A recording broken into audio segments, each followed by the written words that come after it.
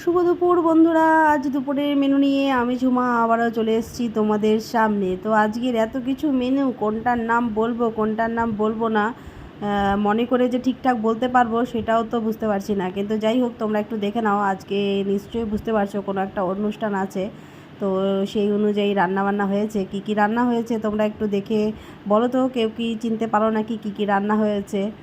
তো আজকে অ্যাকচুয়ালি সত্যি কথা বলতে আমার ঘরে রান্না হয়েছিল, আবার আমার হচ্ছে গিয়ে তো বাইরে গেছিলাম, তো সেখানে খাওয়া দাওয়া হয়ে গেছে। তো আজকে ভিডিও পোস্ট করার মতন আমার মানে খাবারের থালা সাজানো হয়নি।